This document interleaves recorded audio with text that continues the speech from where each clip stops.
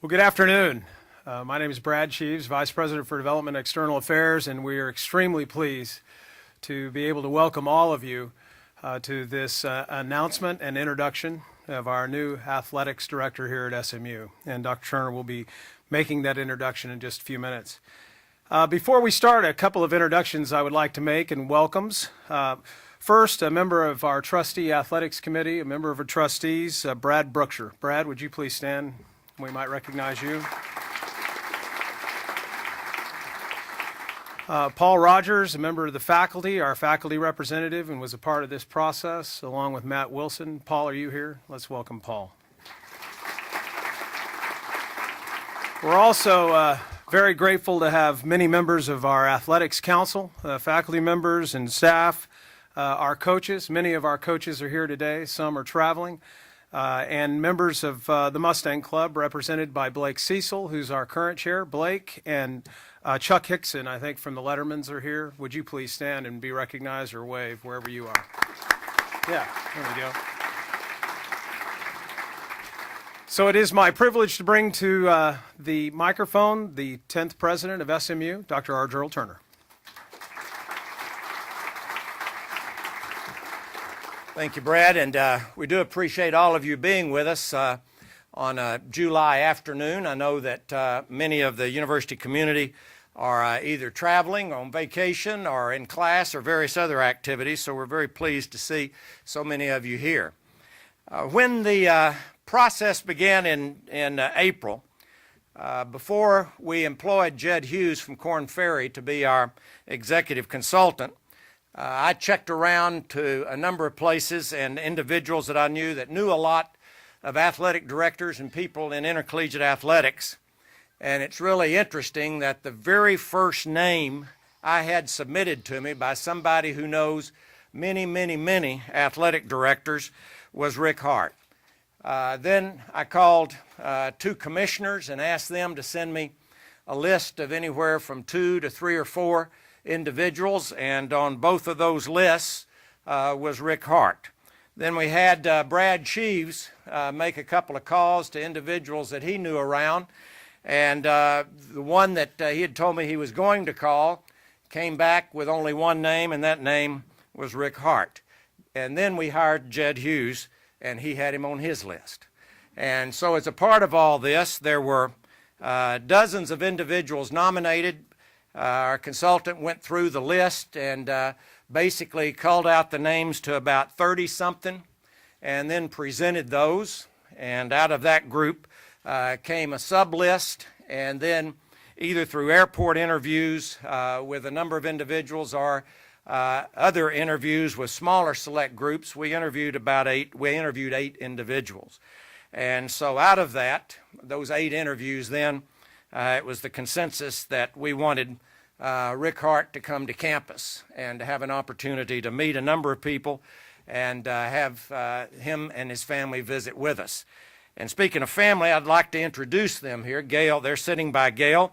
First is his wife, Allison, and then son, Trevor, and then daughter, Caroline. Would you 3 please stand? Yeah.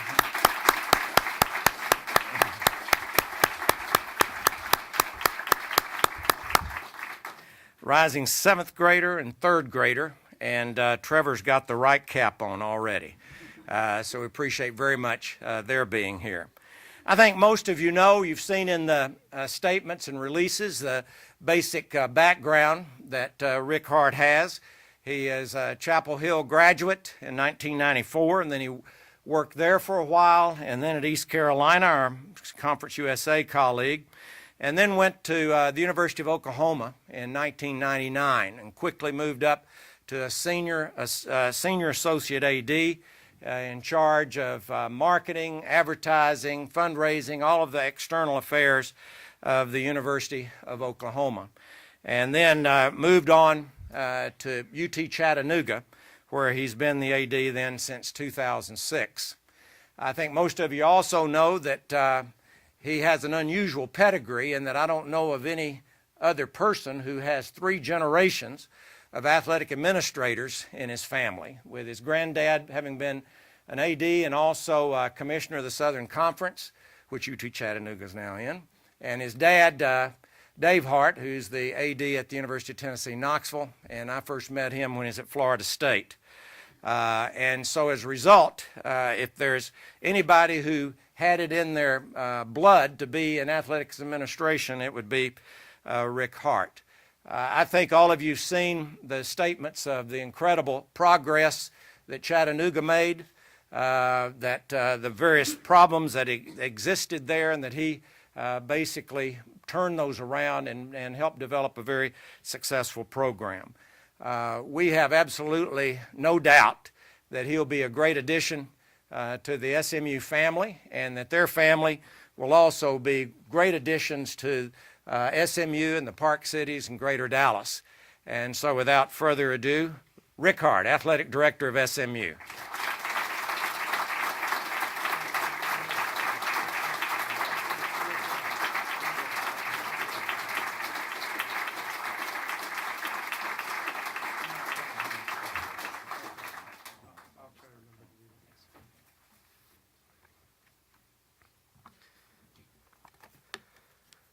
Good afternoon. Thank you. And thank you, President Turner, for that kind introduction. I really appreciate that. It is a real honor to be here at Southern Methodist University today with my family to formally accept the position of Director of Athletics. My talk today will be short.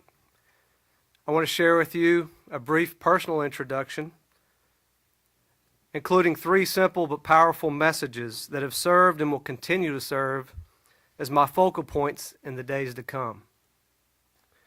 But first, there are many people that I need to take a moment to thank for making today possible. To begin, I want to thank my parents, Pam and Dave Hart, and my in-laws, Alice and Andy Holt, and the great men and women who have helped me stand before you today. People like my father and grandfather, which Dr. Turner mentioned, Joe Castiglione, Jeff Long, John Swafford, Tom Thomas, Dutch Balkman, and our friends Kirby and Diane Hocutt, who are actually here with us today. We really appreciate their support. Thank you, Kirby and Diane. And many other advisors and industry leaders. I want to thank our many friends in Chattanooga, as well as the coaches, staff, faculty, students, colleagues, fans, and donors at UTC for their encouragement and support. In particular, we are forever grateful to Chancellor Roger Brown and his late wife, Carolyn, for always believing in us and making us smile. Thanks also to all the individuals who helped to facilitate this process. Jed Hughes, the coaches and athletic staff, Interim AD Tim Leonard, Doctors Paul Rogers and Matt Wilson, members of the President's Cabinet, and MJ. And deepest thanks to President Turner and the Board of Trustees. President Turner has been instrumental in helping me to make this decision. I have appreciated your vision and hospitality at every turn. As for a brief personal introduction, my greatest accomplishment in life and claim to fame is that I am the husband of Allison Hart and the father of 2 children, Trevor and Caroline. That is without question my most important work. As for my education, my thirst for learning accelerated in college at the University of North Carolina. Then came the decision to follow in my father's and grandfather's footsteps to pursue my passion for education and athletics. That cemented my decision for a career in life in intercollegiate athletics administration. On the professional side of the ledger, I've been employed at UTC for the past 6 years, and prior to that, the University of Oklahoma and the University of North Carolina, 2 of the largest and most complex environments in all of athletics. Now I carry into this position 3 simple messages. When I had the opportunity to visit with President Turner, I was struck by his vision and sense of purpose. It immediately attracted my attention, not just in academics, but in athletics, in community involvement, in constituent relationships in all areas. In everything we discussed, I could see a natural comfort level with the concept of excellence, and that suited me very well. With this in mind, my first message is that we will embrace the same spirit of comprehensive excellence in all we do, all in support of the educational mission of SMU. We will focus on continuous improvement in an effort to meet the standards of excellence President Turner has set for the entire university community. We will graduate students, we will operate with integrity, we will support the development of the total student athlete, we will pursue championships, we will hire and retain the best and brightest staff and coaches, people of great character. We will aggressively pursue opportunities to enhance and expand our resources. We will engage the university and Dallas communities to encourage unbridled enthusiasm and support for Mustang athletics. We will complement the student experience and accelerate SMU's rise to national prominence. Message 2 is just as clear and concise, and is the message that we will be focused on the well-being of our student athletes and their success academically, athletically, and socially. I look forward to working with our coaches, staff, faculty, and university leaders to ensure that we're focused on the student athletes' well-being as well as our competitive success. Academic achievement and athletic success with integrity are not mutually exclusive goals. Through competition, our student athletes will earn degrees and become better people. We will model the behaviors we wish for them to adopt. Our student athletes will learn the appreciation of service, but our first and foremost priority will be the academic success of our student athletes, their health and well-being, and full compliance with all NCAA rules, regulations, and standards. My third message is that we will engage the community, working together to advance the university. I sense an eagerness to support our program at an unprecedented level as we prepare to transition to the Big East Conference. We will communicate clearly and proactively with all members of the community, the academic community, university leaders, community leaders, alumni, fans, and donors. We will be engaging the entire community. We will be inviting them to become involved in the success of our program in a way that is meaningful to them. Some will want to support academic excellence. Some will want to support competitive excellence. Some will want to support excellence through the building of our facilities, and some will want to support us by hiring our graduates. We will engage them all, partner with them in a meaningful way to share in our success. President Turner, those are my 3 thoughts this afternoon.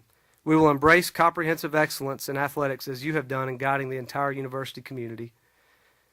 We will focus on the well-being of student athletes, and we will engage our community in our success. I look forward to getting to know all of you and listening to your thoughts and strengthening the relationships and support of the Department of Athletics and the mission of this great university. Before I close, there is one last thing I'd like to talk about, and it is the word yes. As a student, I said yes to the invitation to attend the University of North Carolina. As a professional, I said yes to a career in collegiate athletics. As a leader, I said yes to serving students and communities. This past week, I said yes to President Turner. And today, I say yes to SMU and SMU athletics. But nearly 16 years ago, I said yes to a woman, and her name was Allison Holt.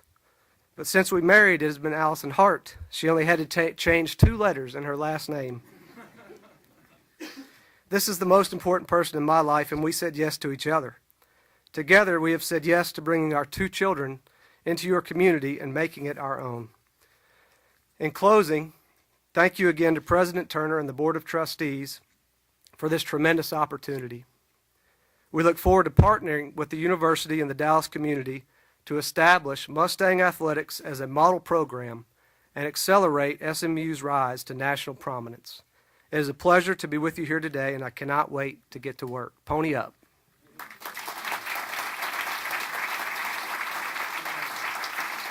Remain here for a second. Okay, just go ahead. So Rick's going to take a couple of questions from the media, and then for in-depth interviews, Brad Sutton will facilitate those back in the green room. So why don't we begin with Corbett Smith from the Dallas Morning News.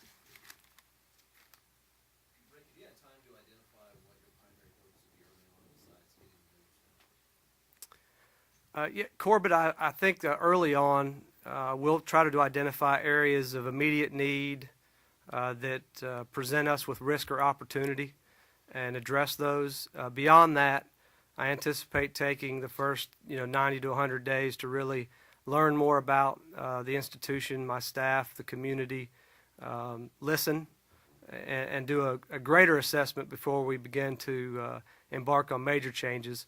One of the things that we'll want to do quickly is make sure that we're taking advantage of all the opportunities that present themselves with the upcoming football season and fall sports seasons to capitalize on a great home football schedule and 7 games here in Dallas this year. Somebody else? Just say your name and who you're affiliated with. Steve Lansdale with Pony Fans.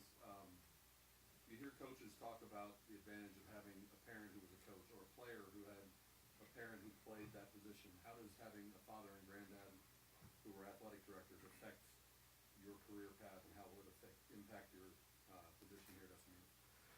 Well, I hope one of the benefits of being a third-generation athletics administrator is that it really has been a way of life for me. And so I've seen it from all angles. I've seen the profession and industry evolve quite a bit from the days when my grandfather was in athletics. He was a college football coach and then got into administration and was later a conference commissioner, and that used to be the track.